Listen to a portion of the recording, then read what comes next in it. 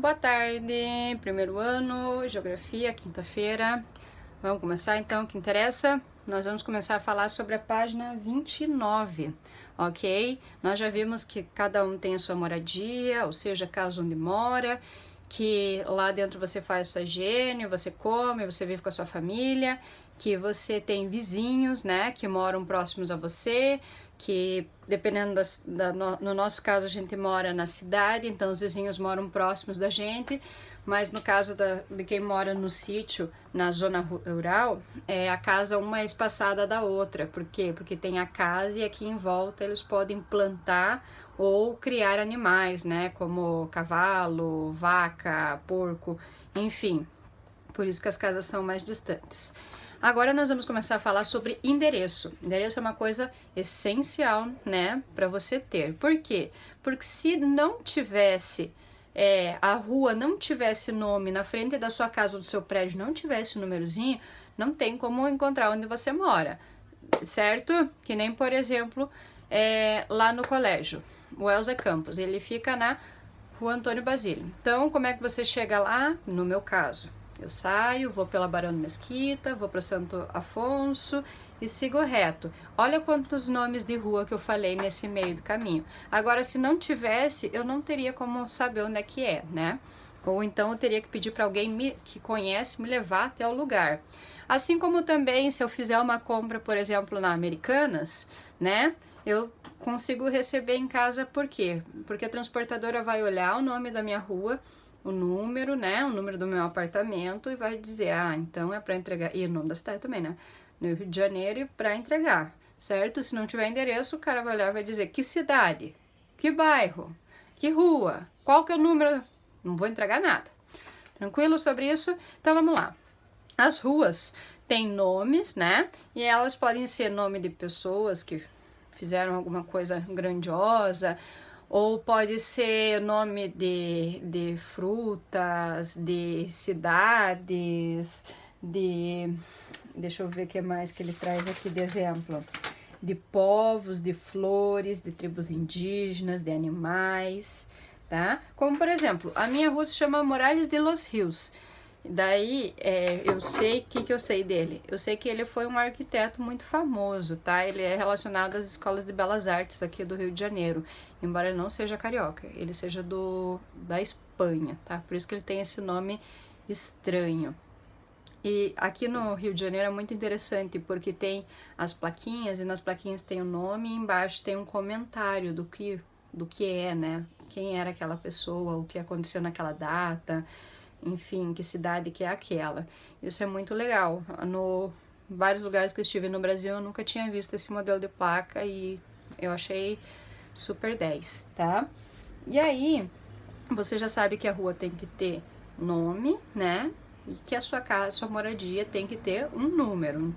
No nosso caso, por exemplo, meu prédio é número 18.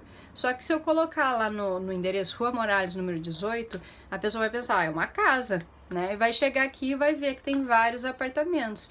E aí, se o porteiro não tá ali na frente, como tá acontecendo nesses últimos dias, né? Ele vai olhar e vai dizer, eu não vou entregar nada aqui, olha quanto apartamento que tem, eu vou ter que ficar tocando no interfone, apartamento por apartamento, eu não vou fazer isso, né? Então, no nosso caso, nós que moramos em apartamento, a gente tem que dar o número do prédio, né? No meu caso é o 18, e o número do apartamento, no meu caso 503, tá? Então, essa numeração é importante para saber onde é que se entrega também, ok? O que mais nós temos para falar? Aqui existem alguns exemplos de placa, tá? Então, aqui de várias cidades. Rua das Violetas, bairro Patronato, Rua 15 de Novembro, essa placa é de Curitiba, isso eu sei, é lá no centro, uma das principais. Rua 6 e Rua Canário. Então, já discutimos sobre a parte dos endereços. Agora, na apostila, na página 31, aqui essa página aqui, aparece aí, galera, esse retângulo roxo que eu estou falando, tá? Ele está falando sobre expressões populares, ditados populares. Por quê? porque ele tá falando sobre a grama do vizinho é sempre mais verdinha. Então, como usa o termo vizinho, ele linkou, né, com o que a gente tá trabalhando, e ele está falando sobre isso. O que é um ditado popular? É alguma frase que a pessoa fala que muitas vezes vai ter um outro sentido, tá? Mas, como é um ditado popular, quem escuta já sabe do que está falando. Então, por exemplo, a grama do vizinho é sempre mais verdinha, é a questão das pessoas acharem que o que a outra pessoa tem é melhor, né? Se a grama do vizinho é mais verdinha, a minha deve estar meio seca, tá comprido o mato. Enfim, é esse tipo de comparação. E existem vários, né? Aqui no livro traz: mais vale um pássaro na mão do que 2 voando, ou seja, às vezes vale ter uma coisa pequena, né? Você ter essa coisa pequena do que você ficar sonhando uma coisa grande e não ter nada no final. Errar é humano, ou seja, todo humano pode fazer coisas boas, mas pode também errar.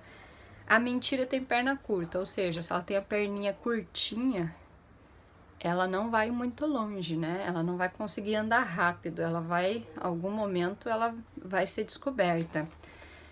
Filho de peixe, peixinho é, né? Ou seja, a gente lembra a mãe e o pai.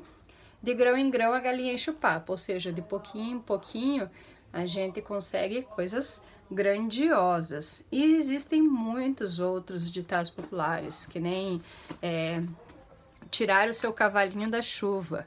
Ou seja, não fica muito animado com isso não, porque não vai acontecer. Pode tirar o seu cavalinho da chuva, é isso. Ou então, deixa eu pensar. Ah, não, eu não vou pensar coisa nenhuma, porque no livro tá pedindo para você pensar, tá bom? Então, pode completar ali no livro. E vamos lá, galera. Beijos, até a próxima.